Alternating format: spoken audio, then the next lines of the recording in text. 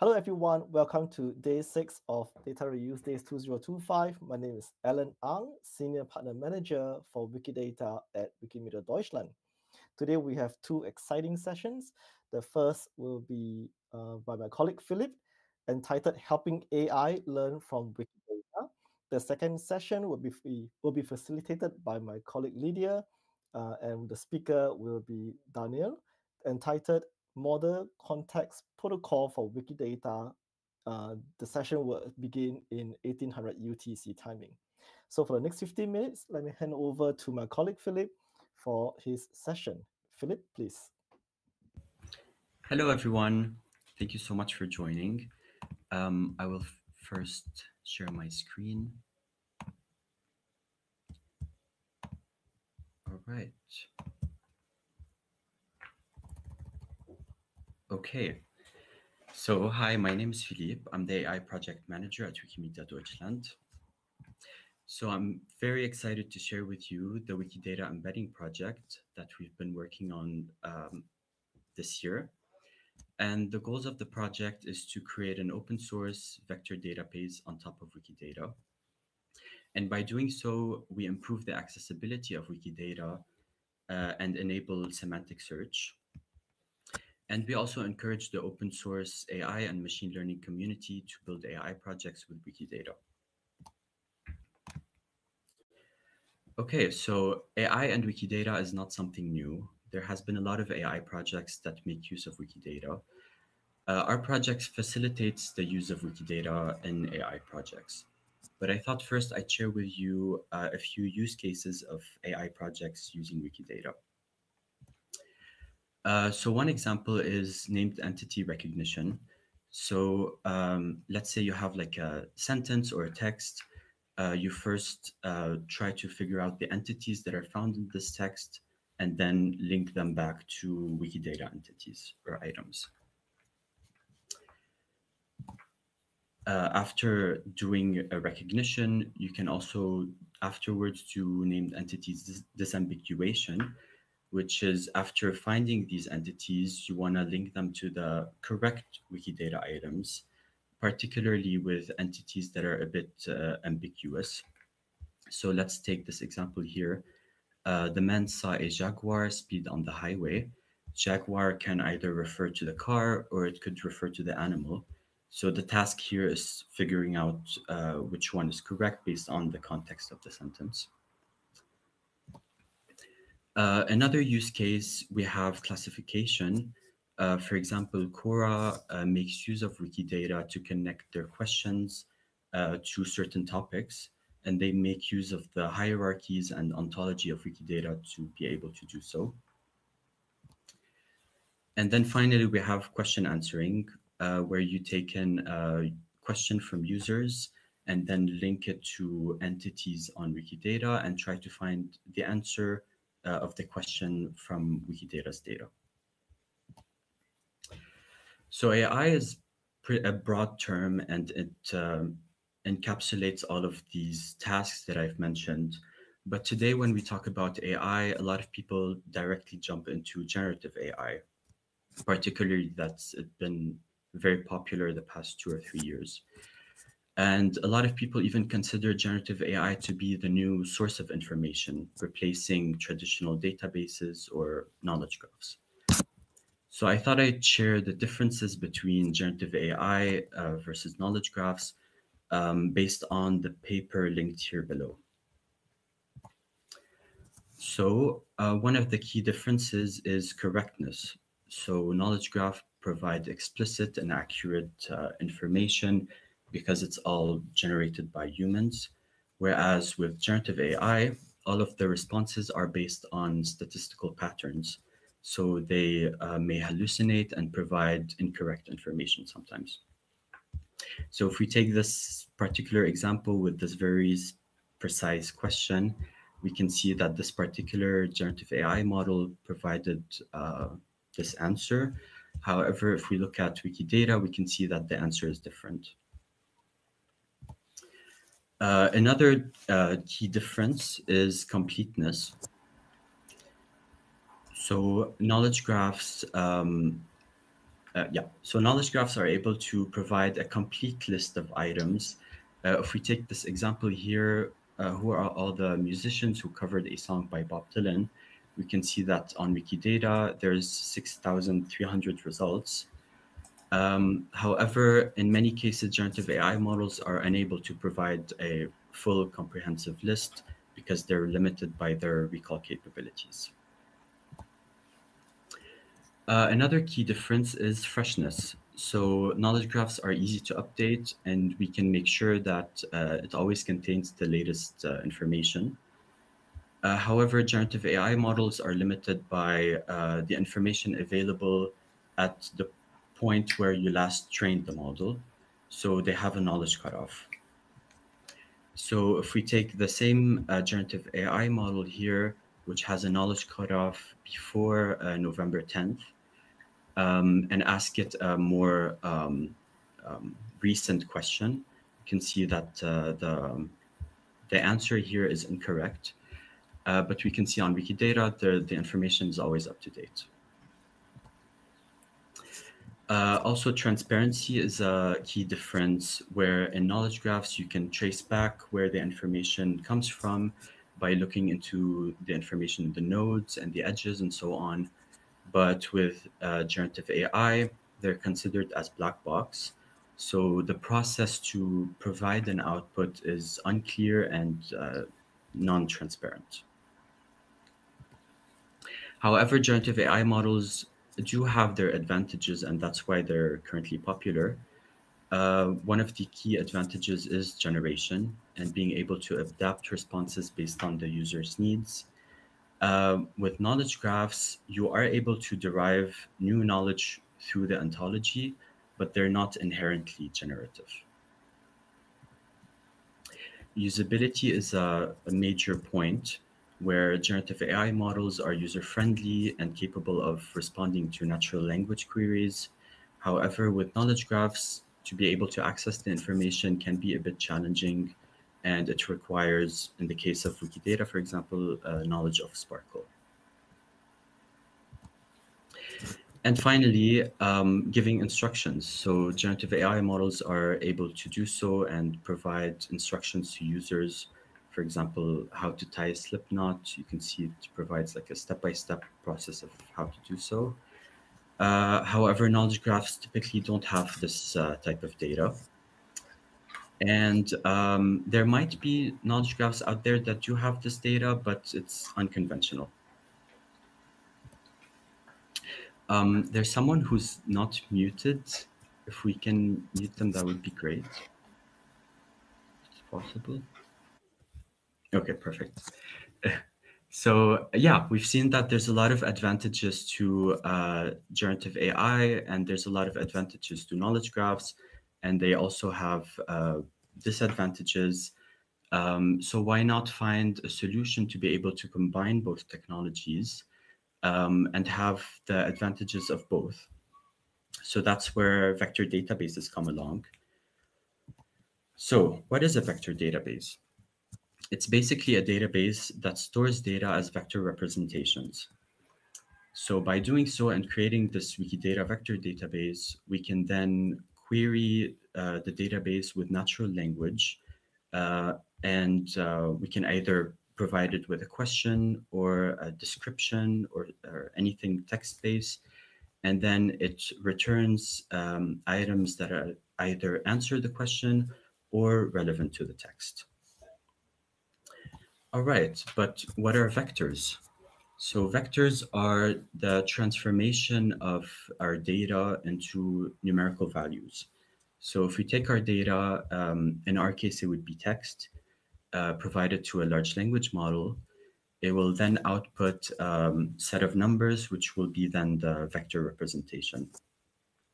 And these numbers are not arbitrary. They're designed to be interpretable and meaningful to machines. So what does that mean? Basically, these vectors allow us to, for example, perform mathematical operations on our data. So if we take this example here, with considering that our data is words, for example, and if we take the vector of king, subtract from it the vector of man, and add to it the vector of woman, we will then have a vector or list of numbers that are very close in value to the vector of queen. On top of that, these vectors allow us to cluster our data. So if we take these vectors and plot them into our vector space, just for visual purposes here, I considered the vector space to be three-dimensional. We can see that our data gets clustered based on the meaning of the data. So we can see here that we create a cluster based on colors, a cluster based on fruits, and another based on animals. And since orange can be both a fruit and a color, then it's going to lie somewhere in between these clusters, similar to kiwi. Okay, but vectors don't necessarily need to represent words. They can also represent full sentences. And in the case of Wikidata, they can incorporate the descriptions, claims, and all of the information that is provided in Wikidata.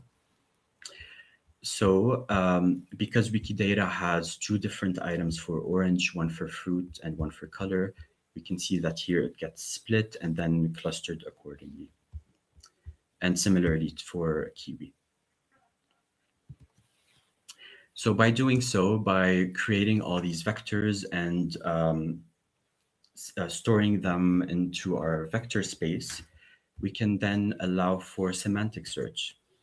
And how does that work?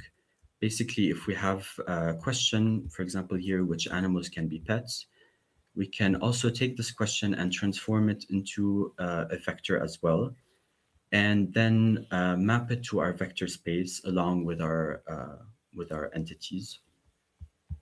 And we can see that when we do that, the vector of this question will lie somewhere where the context would make sense.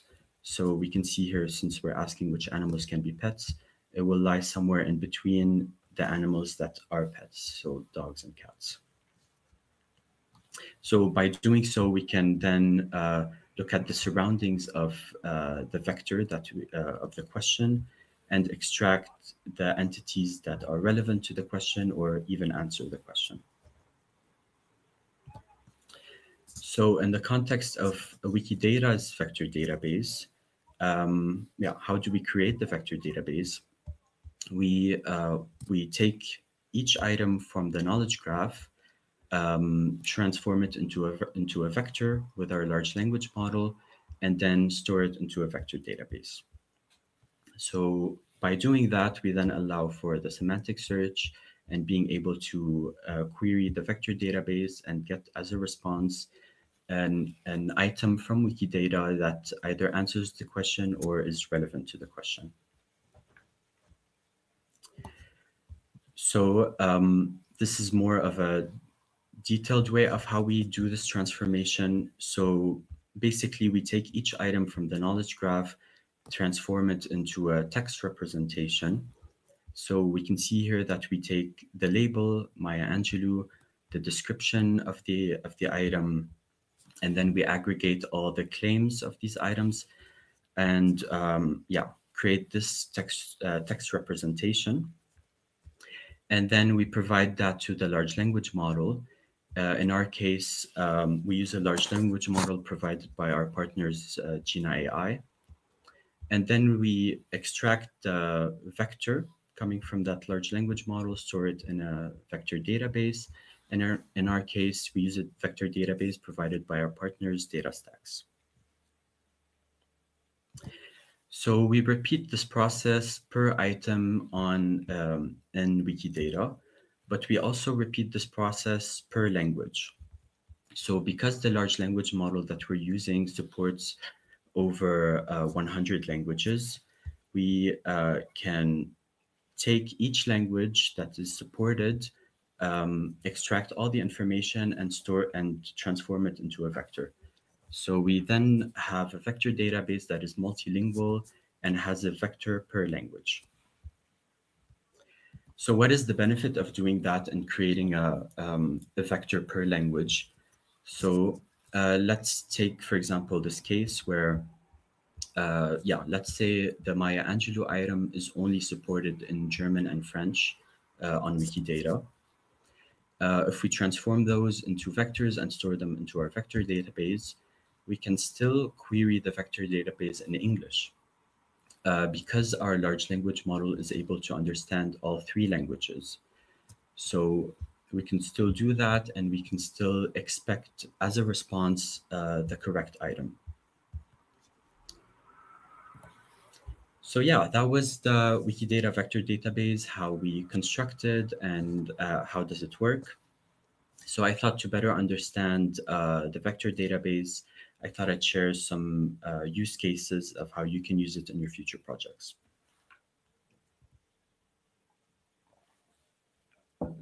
So I've mentioned earlier that vector databases have been popular recently because they're a solution to combine generative AI with external databases. And we do so with this technique called retrieval augmented generation, which is as simple as that. It's integrating an external database with generative AI. So in that case, the AI model can reference the data from the database and accurately answer the user question and make use of up-to-date data. So in the context of Wikidata's vector database, one of the easiest way to do so is basically the following. So if we take the question from the user, transform it into a vector with our large language model and query the vector database with it, we can then get from the vector database the QIDs of the entities that are relevant to the question. So they could either answer the question, here Paul Dufeu, or they could be relevant. So since Maya Angelou has a claim in it that says spouse Paul Dufeu, then it's relevant to the question and it helps answering the user question. So after we get the QIDs from the vector database, we use those to query Wikidata and get the latest up-to-date information of these two entities. And after that, we provide them to the generative AI model to then reference the information in these entities and answer the user question. And one of the advantages of using Wikidata's vector database in retrieval augmented generation is that we also allow for the generative AI model to reference Wikidata. So it provides links to the Wikidata items so that users can link back to these items and make sure that the generated answer is correct and correctly referencing the information on Wikidata. So by using Wikidata's vector database in retrieval augmented generation, we reduce hallucinations by making sure that the model references information that is accurate and make sure to minimize errors. We reduce misinformation because we allow the users to verify the generated answers by tracing back the source of the information.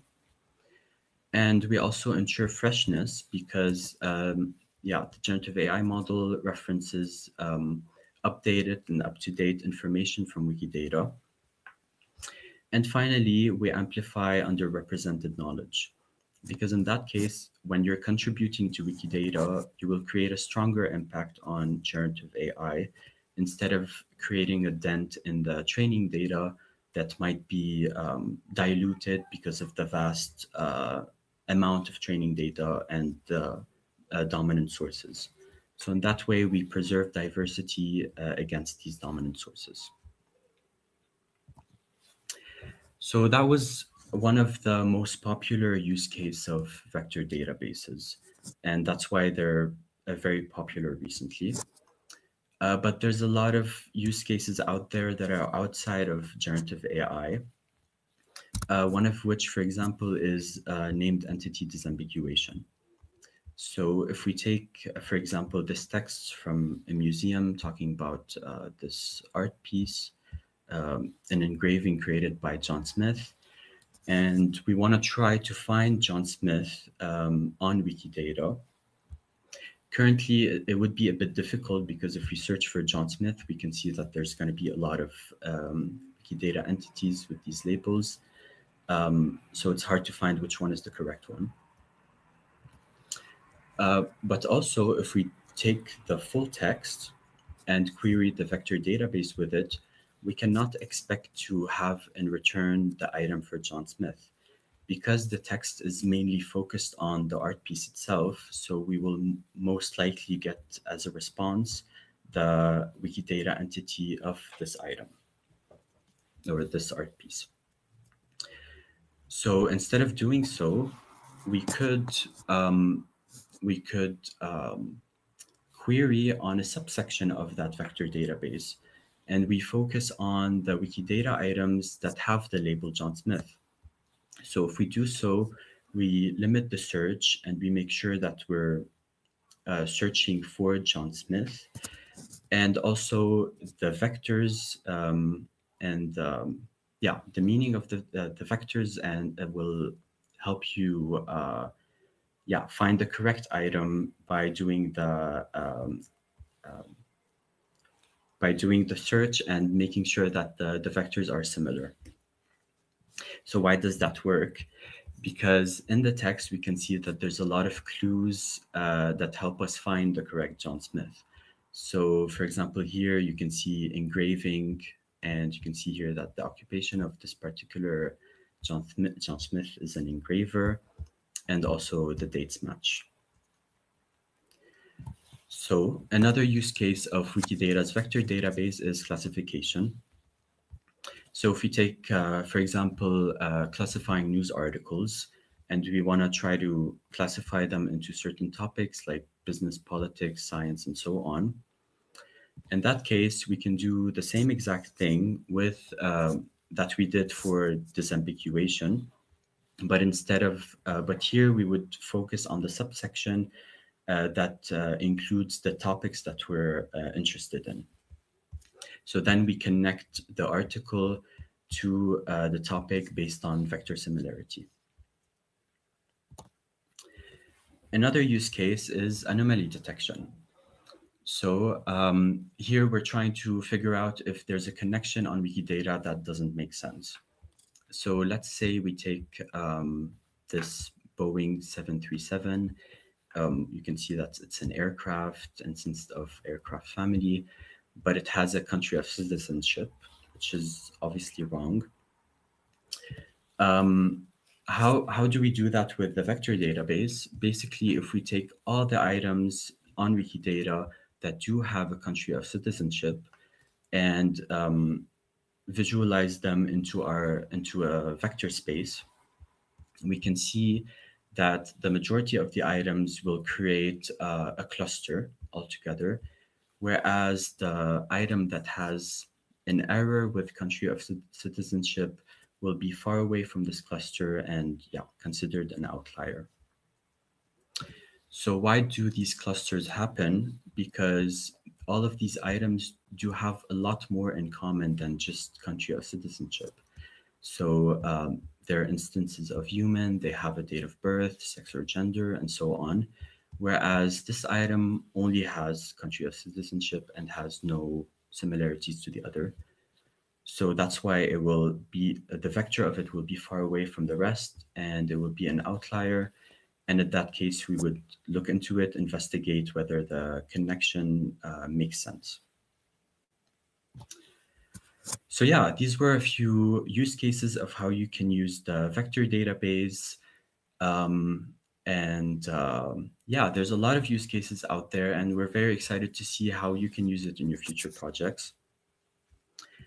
So to give you like a roadmap or yeah, what we're currently doing with the project. So we're currently at an experimental phase doing some evaluations, and we plan starting March to develop an initial prototype for the vector database. So if you're interested and you would like to test out the prototype and integrate it into your project, please feel free to reach out. We would love to get your feedback on the project and eventually we would like to improve and based on the feedback and experiments. And in July, we would like to optimize and create and expand the prototype that we have. So yeah, if you're interested, feel free to send me an email. And if you would like to know more about the project and get some updates, you can check out the Wikidata page here. And also feel free to join us in our discussion page here. Thank you so much. If you have any questions, feel free to include them in the chat. Thank you, Philip. Wow, what a wonderful and interesting session. Yes, there's a lot of applause for you, Philip, and Daniel has responded to he's interested in, the project. And one of our participants, Salgo60, says, "Great project. I believe we haven't actively leveraged the knowledge of Wikidata. Instead, we focus more on adding data without making inferences." So, welcome to everyone. Is welcome to write your questions inside or raise your hand if you have a question to ask. So without much further ado, we have one of our participants, Salgo60, who raised his hand. Salgo, you may unmute yourself. One thing which I miss is, as we are a global database, is that we could help external databases telling them what kind of stuff we think they miss in a more active way. I have done some small tests pointing to external sources. This is what you miss, but it's we need to have the confidence and so on. But I think that's a big opportunity. Are you referring to like integrating Wikidata with external knowledge graphs as well? That would be even more cool. But I've been doing a lot with culture information, and we are happy if they have a database. Yeah, for sure. I mean, that's one of the use cases as well, for sure. If you look at, let me see if I can have like a good visual. Yeah. If you, I mean, the vectors would really help to identify which, for example, item on Wikidata would can connect to any information, textual information, or any knowledge graphs outside of Wikidata. By using the same large language model, you can then compare the vectors of certain information, like a description and so on, to the Wikidata vector database and get an item that is close in context and similarity to the external information. So that is one also use case of how you can use the vector database. It would be similar to... One simple thing I did was just pointing out for external databases the number of women they had and number of men.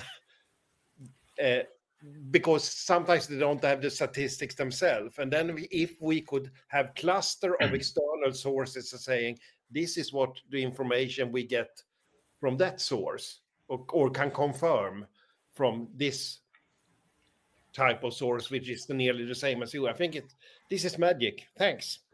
Of course.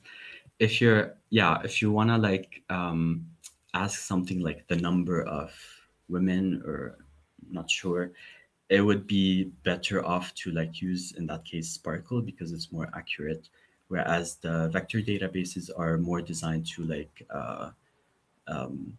provide a more a search based on the context itself, rather than like a really exact and explicit search. Thank you for the interesting question and very lively response. Anybody has any question, feel free to type into the chat if you do not wish to unmute yourself.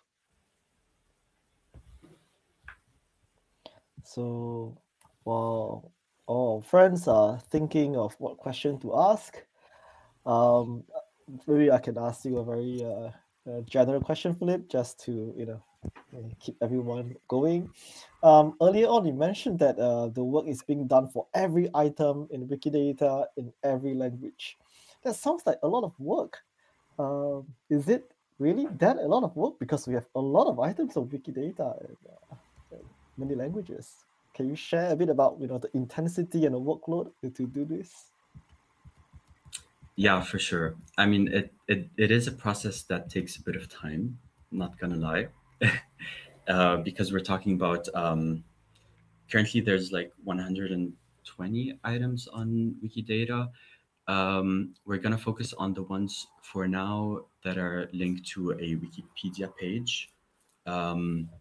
And then the Wikidata supports around 300 languages, so it is a huge amount of information. But we plan to do it step by step and improving over time, and including more and more languages over time. And yeah, starting with the items that are linked to Wikipedia, and then seeing if it would be beneficial to include the other items as well. Wow, that that sounds like still an amazing amount of work. Yeah, and can you switch over to the slide where you show the expected timeline? And I mean, I think that's one of the last slides, right? Yes. I think this is really interesting. It seems like, in this year, in fact, in a few weeks' time, there will be an initial prototype, or the development of the prototype will be taking place in March. Am I correct? Can Yeah, you that's true. can you share a bit about how the prototype looks like? Give us a bit of teaser. Yeah, it sounds great. Yeah. So we would start in March, pushing everything, all the items that are connected to a Wikipedia page, to the vector database. And we estimate that it takes around a week or 2 weeks to be able to push everything. And then we will provide users with an API to be able to access their information. So yeah, very simple API where you can provide it with text, a question, or yeah, or any text, and then get as a return a list of Wikidata QIDs that are relevant to that question or to that text. Yeah, that's one of the biggest things. Uh, we might also include a UI just for people if they would like to search for Wikidata items easily. Yeah, just being able to search and get the items based on the context of the search. So these are the two main things that we will focus on for the March prototype. Wow, that sounds really exciting. We have a question from a participant, F. Nielsen. He asked, "What is the license?" Or a participant asked, "What is the license of the embedding?" So currently let me go back to this one. So yeah, currently the embedding model that we're working on, which is provided by Gina, is licensed CC by NC, which we looked at all of the options and we saw that this one would be ideal for us because we have this partnership with Gina and they support us in all of the steps that we take. And this is the only model that they have so far that is multilingual, which is very important for us to be able to make the vector database globally accessible. And yeah, in the future, we will see if we can find a solution where we can yeah, provide the model and license maybe CC0 or something that would be accessible for everyone. But at the end, the vector database will be completely open source, and all of the vectors that we produce will be open source and accessible to everyone. Yeah, thank you for following up and elaborate on that, because one of our participants, Andy, mentioned that NC is not open. Yeah, but it's good to know that at the end it's going to be open source, right, Philip? Yeah, for sure. That's great. Yeah, so while we wait for other participants to think about the question, Lydia also responded to with a message inside to say that it's important to distinguish the model used for creating embeddings and the embeddings itself. So yeah. Yeah, exactly. So maybe I just pop in another question since I'm quite excited and while waiting for other friends to think about the question. There are many GLAM institutions, galleries, libraries, archives, museums, or cultural heritage institutions and knowledge institutions out there.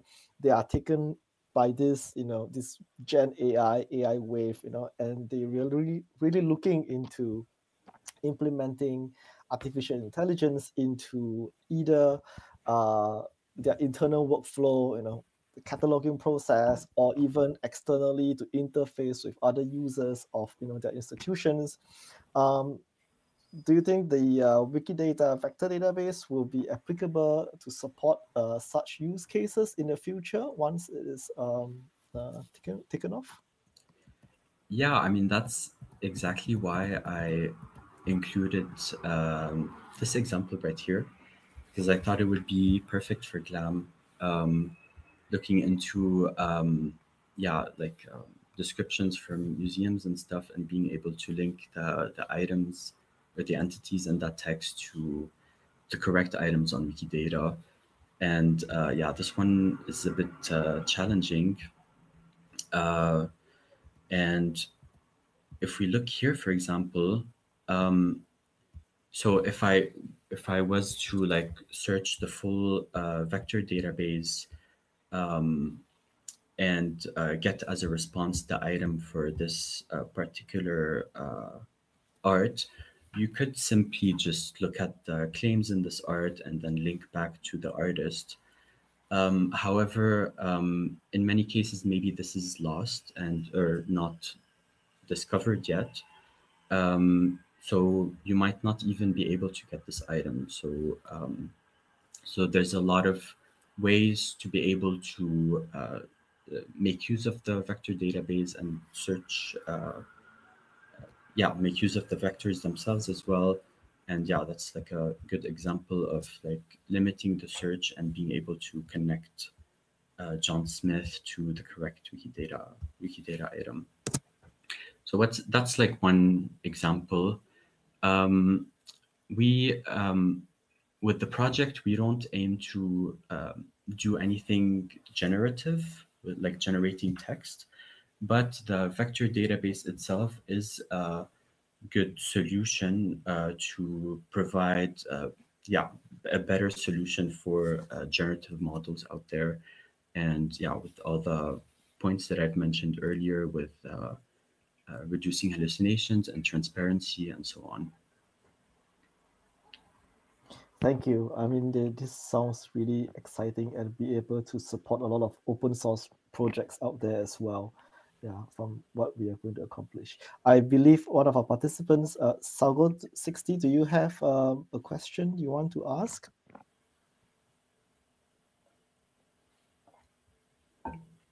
No? Okay. Any more further questions from our participants in the room?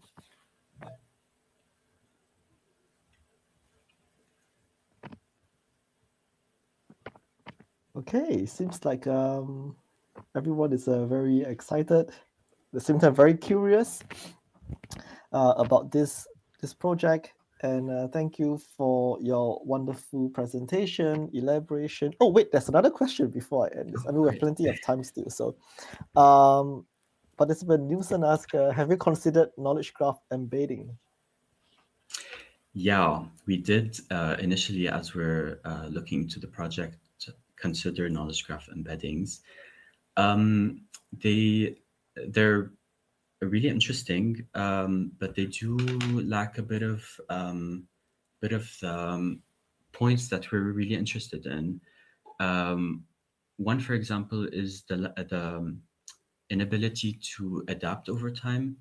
Um, because, as you know, Wikidata continues to grow over time and continues to change, it would be very difficult to make the changes to the vectors and the and knowledge graph embeddings, and adapt them with the changes of Wikidata.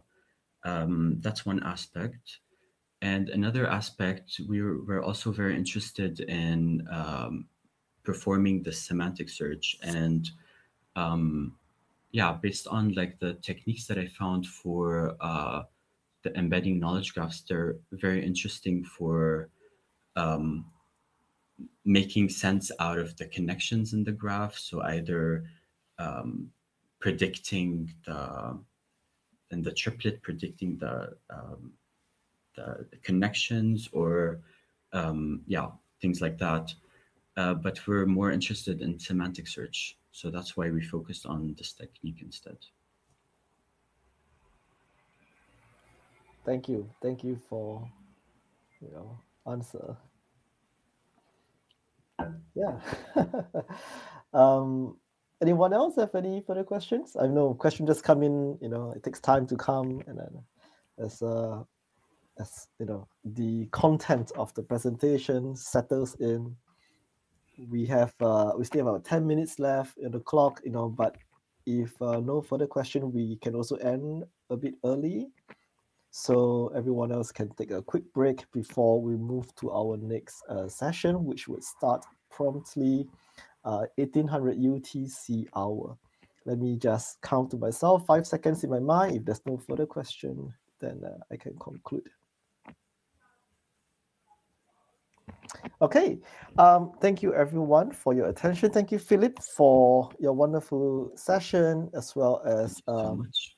responding to the questions. Thank you everyone for your time in joining us this today or this evening, wherever you are, and also asking asking questions and making the discussion so lively. Um, our next session, Model Context Protocol for Wikidata, will begin at 1800 UTC. So please, at the same channel, at the same space. So please stay tuned and have fun.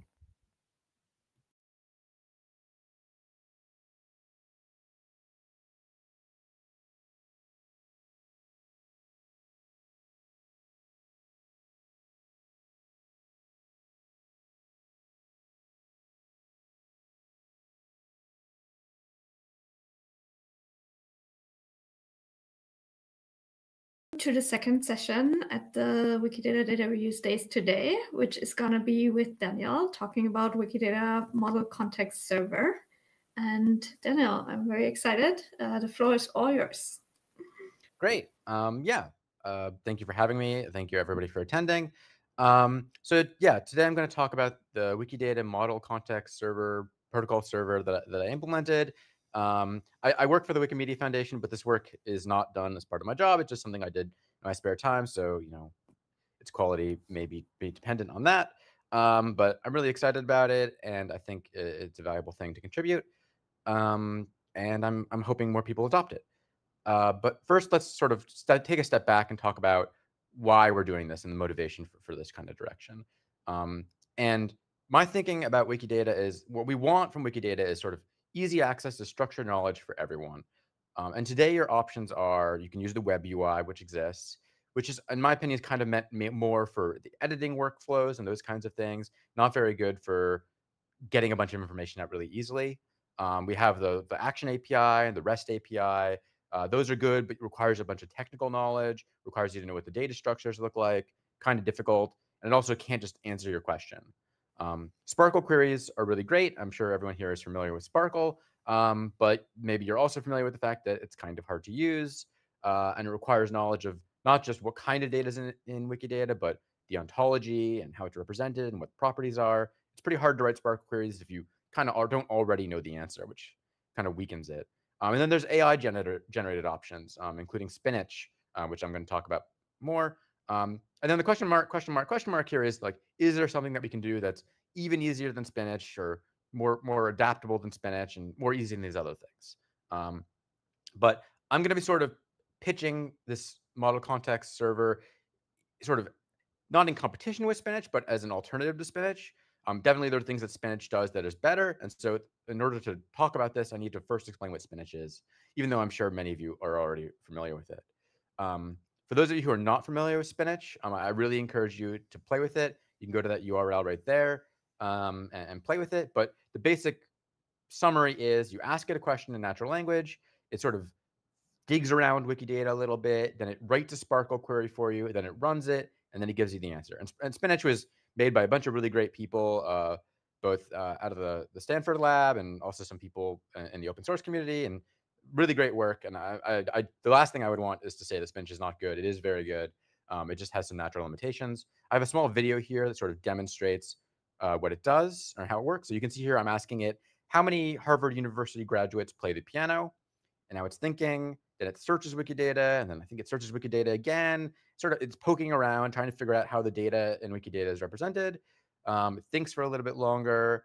And again, this query is, as a lot of queries against Wikidata, are kind of notional. This is not a question you probably actually want to know the answer to. And even if you did get the answer, it wouldn't be that meaningful, because it would only be how many Harvard University graduates that are in Wikidata and have this information tagged actually play the piano. So it's good to think of when you're talking about these kinds of problems, or which ones are actually real problems and which ones are just toy problems that we're playing with.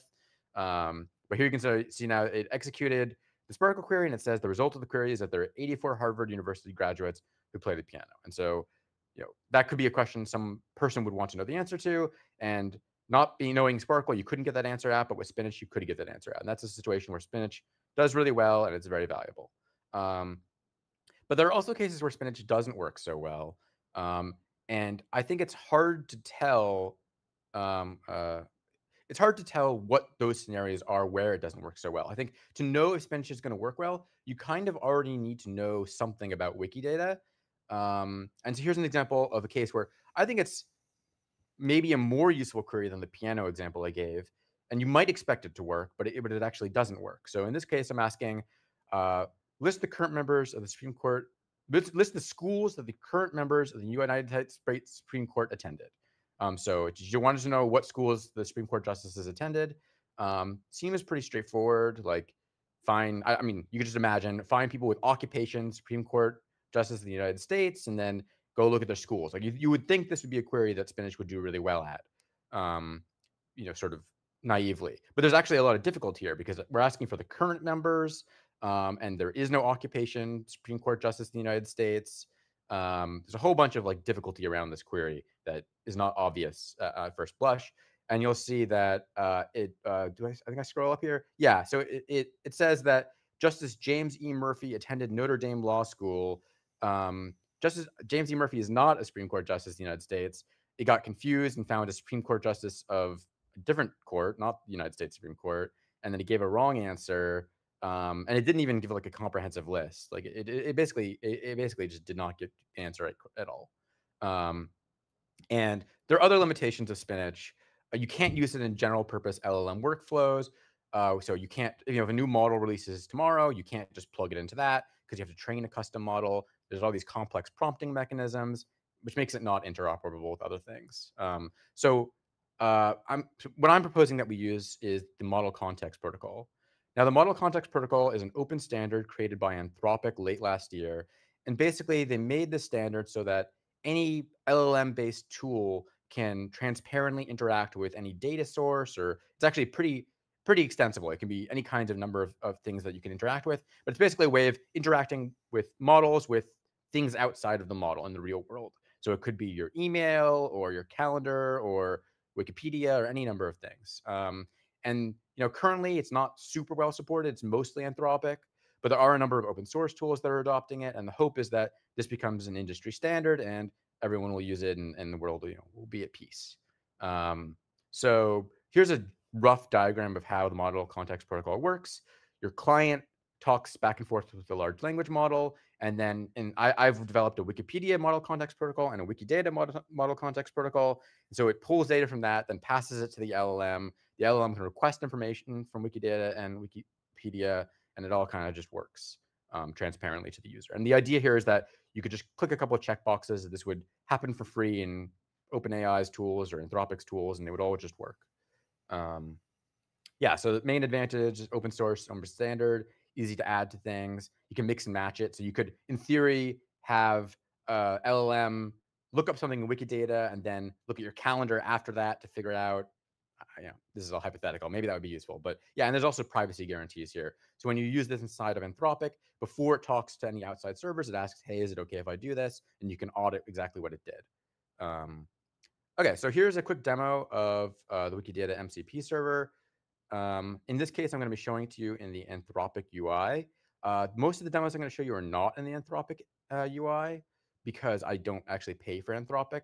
But this is the tool that if you were to use it, most people would be using it in because this is the largest, most popular tool that supports the model context protocol currently.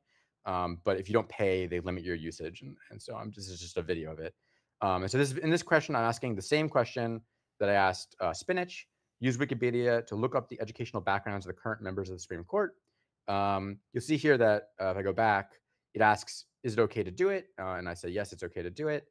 And you can actually see the query that it executes. So here it's asking, it's looking up in Wikidata, John Roberts in the Supreme Court, and you can you can actually see exactly what the model context protocol returned. It's a lot like the information that we saw in the previous talk. We basically take the Wikidata items, we serialize it into text, and we just pass it back.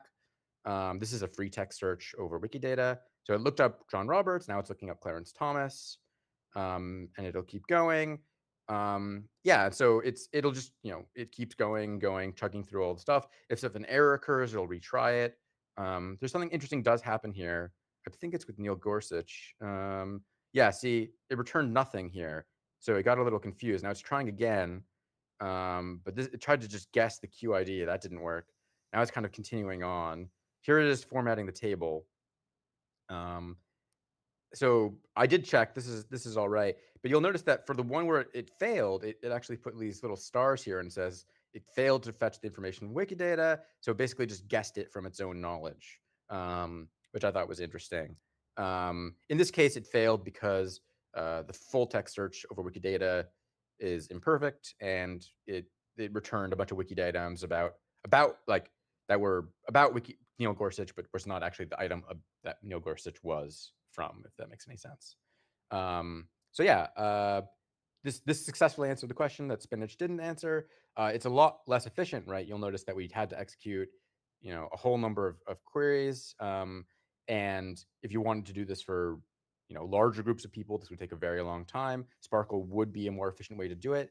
But in this case, Spinach wasn't able to do it using Sparkle. So yeah, that's the main thing. I do have some more demos here that I was going to show you because I wanted to show you this other client that's open source that you can play with. So we'll do this. Oops. We'll do this first query here. I'm going to stop sharing for a second so I can switch over to the open source client.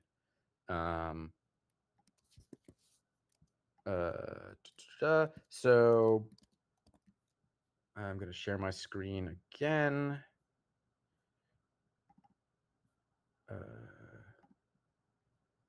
Yeah, so this is a client known as 5IRE. I'm actually not sure how you're supposed to pronounce that, but it's open source. You can plug it into basically any LLM. It supports a whole bunch of different backgrounds. I'm going to be doing it with GPT-4o just because that gets the best performance. But in theory, you could use this with Llama or any open source models. It's completely pluggable. And so obviously this is a live demo. There may be issues. These things are kind of non-deterministic. So I guess we'll get to see together whether or not this works. But this is just a query that I think would be annoying to write in Sparkle, right? Use Wikidata to find an ancestor of Donald Trump who was born in a town starting with the letter K. I'm sure somebody here could figure out how to write this query in Sparkle. I would find it very annoying. I tried it in Spinach. I don't think it got it. So let's see how it works. So you can see here on the right, the inspector shows you what it's fetching. So you can see it searched Donald Trump. Then there's the output that Wikidata gave back to it. Then it searched again and it looked up Fred Trump.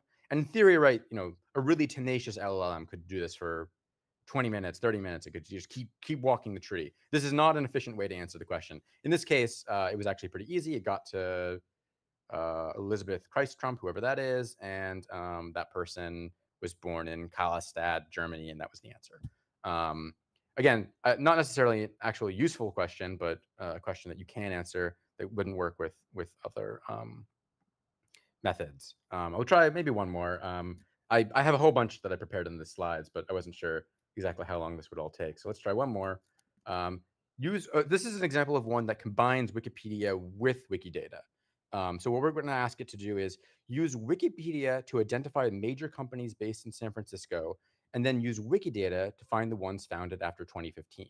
Now, this is interesting because you couldn't do this with Sparkle because there is no way in Sparkle to ask for major companies, right? You could define major companies in various ways, number of employees, but it's sort of a qualitative thing. And that's why I'm asking to use Wikipedia to identify that. And then I'm going to switch back to Wikidata to find the ones that were founded after 2015. So let's run this. So first thing it does is instead of hitting Wikidata, it fetches the information from Wikipedia. And so this is actually just the full text of the article on Wikipedia. So it hits that. And then now it's hitting Wikidata and it's asking for Discord. And it's basically looking up when were these companies founded. So it's asking when was Discord founded. Here's the full results from that. And it should, I don't know, it's taking a little bit of time here. It usually doesn't take quite this long. So it asked for Discord first. Now it's asking for Square. Now it's asking for Slack. As it'll keep going until it finds some companies that were founded after 2015, or at least that's the hope. Here it goes. It says DoorDash was founded May 13th, 2015. And it failed to find the founding dates of Square and Slack technology. I actually don't know why that is. Oh, well, it searched Square on Wikidata and found, it's probably because the company changed its name to Block. I don't know. Yeah, it searched Square and found 3 unrelated items in Wikidata. This is an example where the embeddings that we were sort of talking about in the previous talk would be useful, right? Because searching Square is a pretty hard thing to do in Wikidata. I don't know why it didn't get it for Slack. I guess no, it says the inception date for this. I don't know why it thinks it can't find it for Slack. Anyways, not perfect, obviously. But in this case, it did answer the question that Discord was founded, assuming this is true, in May 13th, 2015. Okay, I'm going to switch back to my slides. I have more demos I can do if there's more time. How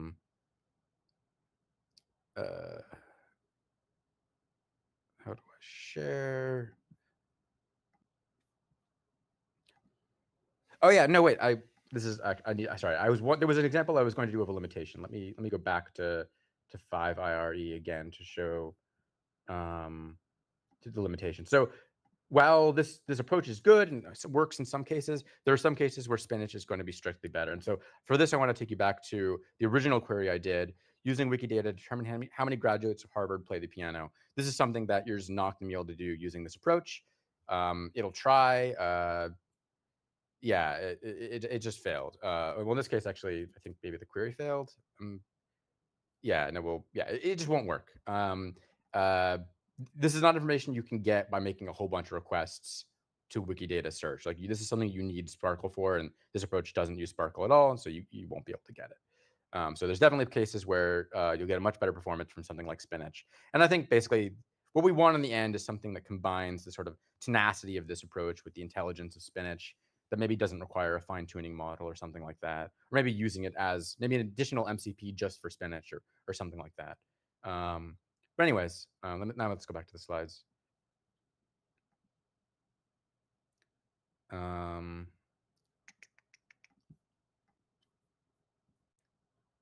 Yeah, hopefully you can see my, I should share okay, hopefully you can see the screen.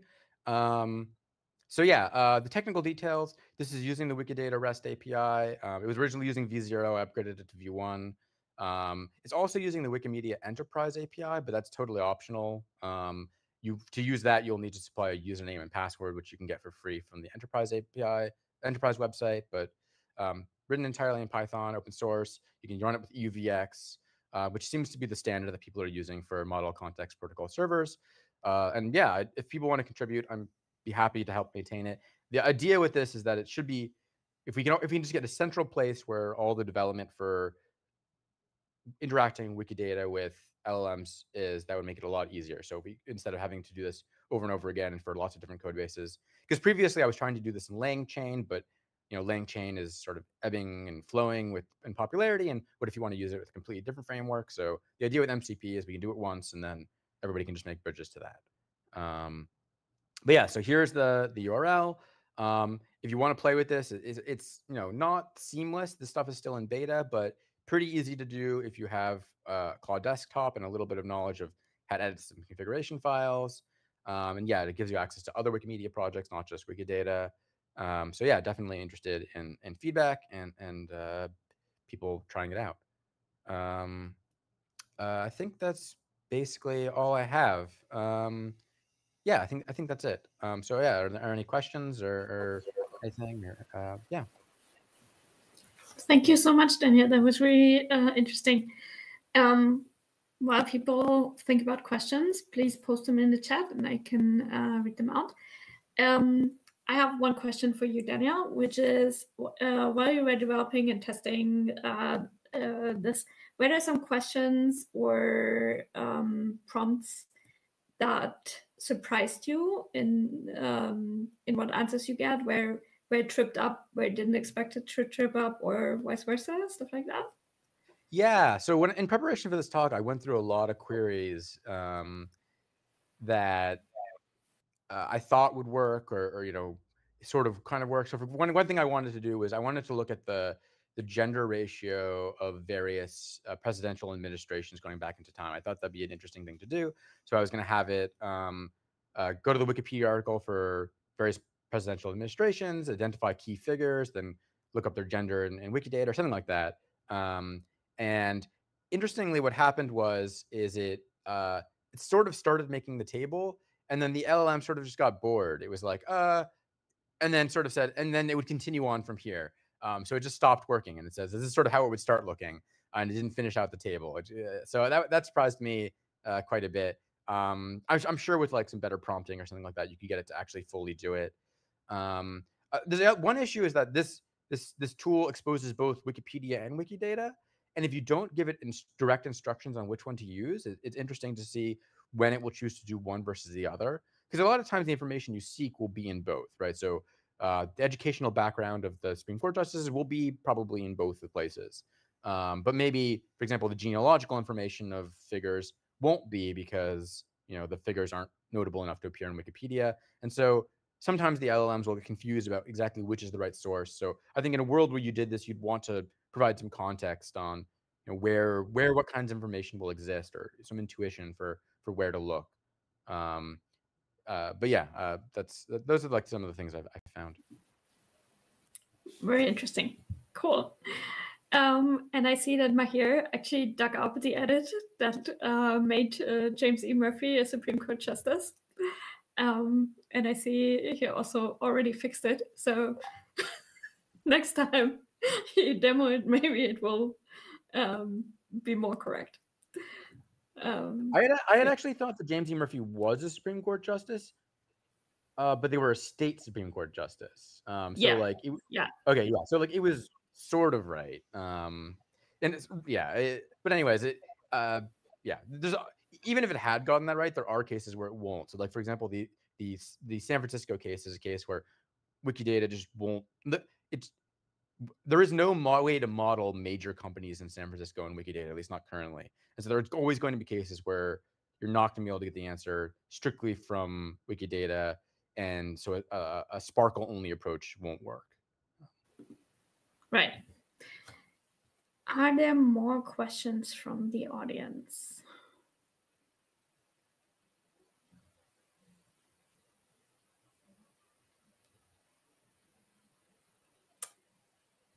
If not, I have one last one, which is if people are interested, where do they find you? Where do they contact you? Yeah, that's a good question. I probably should have put my email in the context. Yeah, my email is just dehronrich@wikimedia.org or daniel@aaronrich.net. I think my name should be on the screen, or hopefully, but so you can help you spell it, or just Google me. I think you should be able to find it. I'm pretty available, though I'm more busy than I used to be, so not quite as much free time to collaborate on these things. But I'm always excited to try to find a use case for these things, and I'm hoping that there can be collaboration between the foundation and the work happening in the vector databases, and I'm hoping to find ways to make this stuff more useful and more generally available to the public, both in terms of my free time and in my professional work. Very exciting. Thank you so much, Daniel. That wraps up day 6 of the Data Reuse Days. We are seeing you all again, hopefully tomorrow, for day 7. Day 7 will include a session about the Wikidata query service, where we are and where it's going. Another session about using Wikidata to provide background information to application users, talking about an exciting project called Deep Narrative Analysis. And a third session about Wikiflix, in case you ever want a chill movie night powered by Wikidata and other cool kids on the open internet. That's your session. So see you tomorrow, and have a nice rest of the day. Ciao.